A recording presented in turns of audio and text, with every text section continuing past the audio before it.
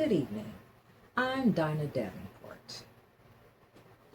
And on tonight's episode of Almost Famous-ish, we'll be talking about church.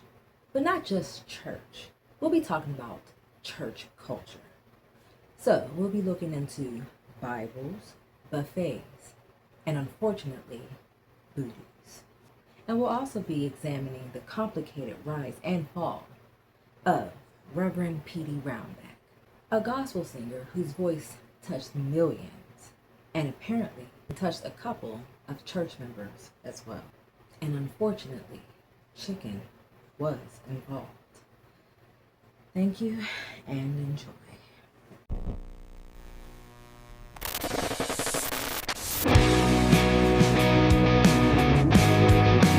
Warning, the following program contains fictional events, fake interviews, fabricated gospel history, dramatic reenactments that never happened, suspicious church behavior, and entirely too many people saying amen. Reverend Petey Roundback is not a real person. If at any point you feel personally deceived by this information, respectfully, like I've said many times on here before, that may be between you and the Lord. Viewer discretion is advised.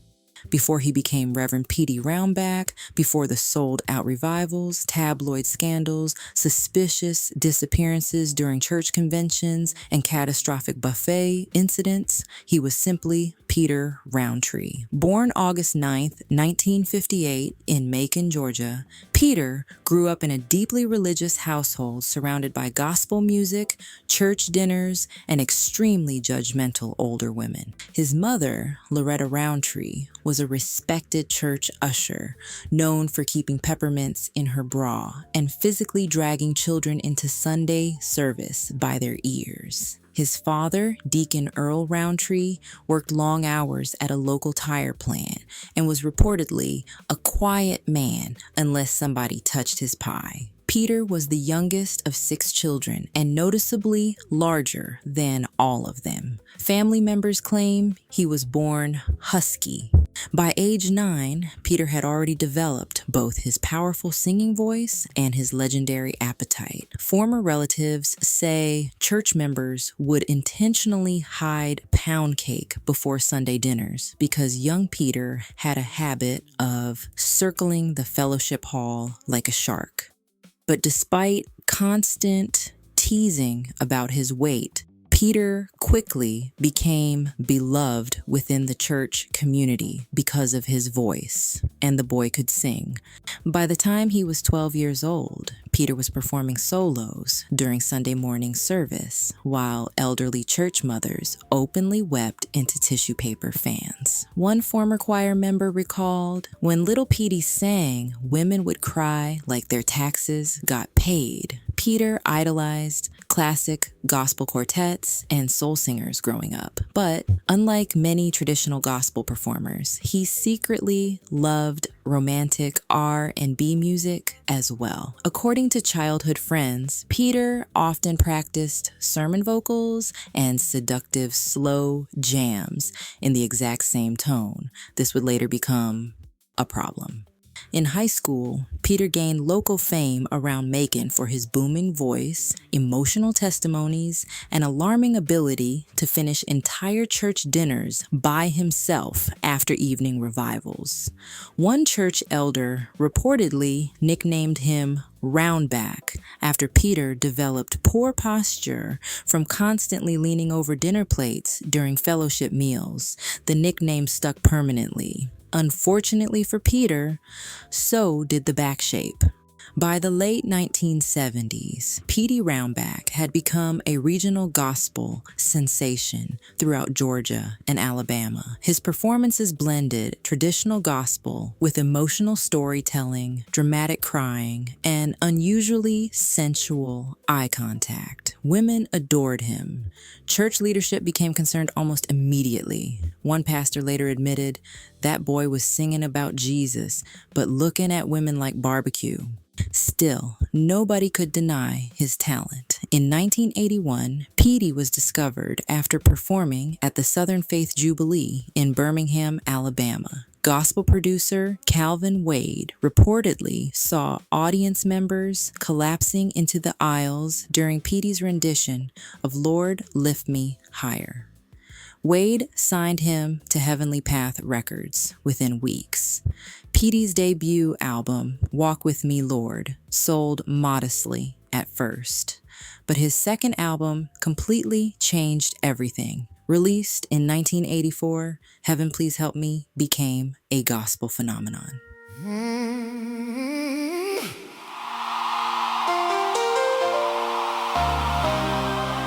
Heaven, please help me tonight.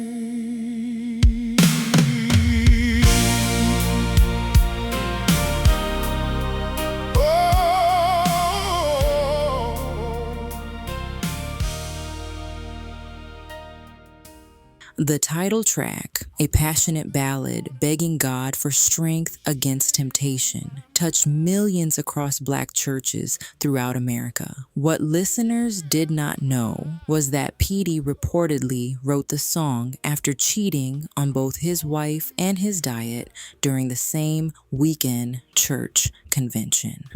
According to former musicians, Petey became emotional after eating 3 plates at a hotel buffet before disappearing with a choir director from Jacksonville. He allegedly returned to his room crying. Hours later, Heaven Please Help Me was written. The song became his signature hit. Ironically, the fame that came with it only made Petey's addictions worse. By the late 1980s, Reverend Petey Roundback had become one of gospel music's biggest stars. His concerts sold out nationwide. Women packed churches wearing tight dresses and excessive perfume. Church mothers traveled across state lines to attend his revivals, and Petey loved the attention. Former band members described life on the road as holy confusion. One drummer recalled, "Every city had 2 things waiting for Petey." He pauses. Chicken and somebody's wife. Petey's appetite became legendary throughout the gospel circuit. Stories circulated about entire peach cobblers disappearing, backstage fish fry arguments, hidden biscuit stashes, and Petey allegedly demanding gravy before performances because it opened his vocal cords.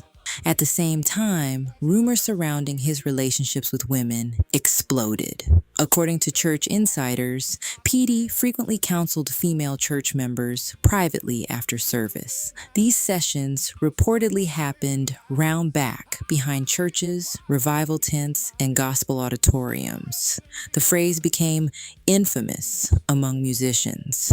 One former keyboard player stated, "If Petey said he needed to pray privately with somebody, everybody already knew he was going to take your girl round back." Still, fans defended him aggressively. To many supporters, Petey wasn't just a singer. He was an experience. By the early 1990s, however, scandals began damaging his image. Multiple women accused Petey of inappropriate relationships. Former choir members exposed extravagant spending habits. One church reportedly banned him after a physical altercation involving baked macaroni. But nothing truly slowed him down, not until 1994. On September 18th of that year, Petey was reportedly visiting a longtime mistress while traveling through Louisiana during a revival tour. According to official reports, the pair ordered fried chicken shortly before tragedy struck. During what investigators awkwardly described as private activity, basically, they was getting their freak on, Petey allegedly began choking on a chicken bone in the middle of it. Panic followed. Emergency responders arrived quickly, but Reverend Petey Roundback died at the age of 56. News of his death shocked the gospel world, and unfortunately, the details leaked almost immediately. Within days, tabloids across the country began mocking the bizarre circumstances surrounding his death, running headlines about fried chicken, adultery, motel rooms, and what one newspaper called the least dignified gospel death in modern history. Church leaders desperately attempted damage control, while fans argued nonstop over whether Reverend Petey Roundback was a hypocrite, a troubled man, or simply someone who lost control of his appetites. Petey's wife, Pamela Roundback, reportedly refused to publicly discuss the circumstances surrounding his death for nearly 7 years. However, according to several people close to the family, Loretta inherited most of Petey's estate, including music royalties, publishing rights, and a controversial chain of buffet-style soul food restaurants Petey quietly invested in during the early 1990s. The unnamed mistress involved in Petey's death reportedly relocated to Arizona shortly afterward, after intense public harassment from church communities and gospel fans. Rumors later circulated that Petey may have fathered 2 additional children outside his marriage, though the claims were never officially confirmed. Despite the scandals, Petey's music never fully disappeared. Throughout the 2000s, Heaven Please Help Me experienced an unexpected resurgence online after clips of Petey's emotional performances began circulating across the internet. Ironically, younger audiences who discovered him decades later often had no idea about the bizarre circumstances surrounding his death. To them, he was simply a powerful singer. One former choir member later said, Petey had demons, but Lord, that man could sing. Years later, opinions about Reverend Petey Roundback still remain deeply divided. Some remember him as manipulative, indulgent, reckless.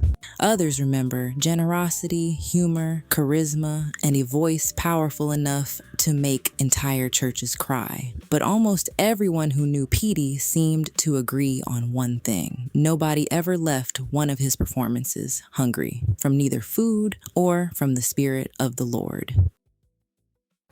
Reverend Petey Roundback, a man who seemed destined by God to bless the people, was a man who could bring you to your knees by both his voice and his sexual prowess.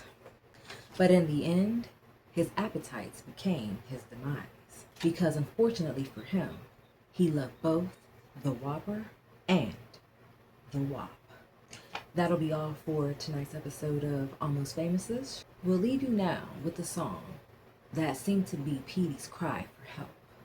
Thank you and good night.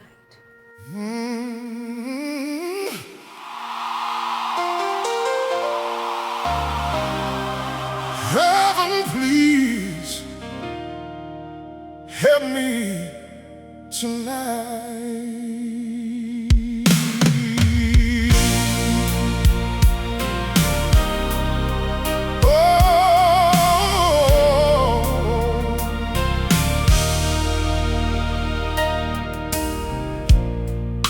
I woke up this morning with shame on my mind, tears in my eyes, Lord. I'm falling behind. I keep on trying,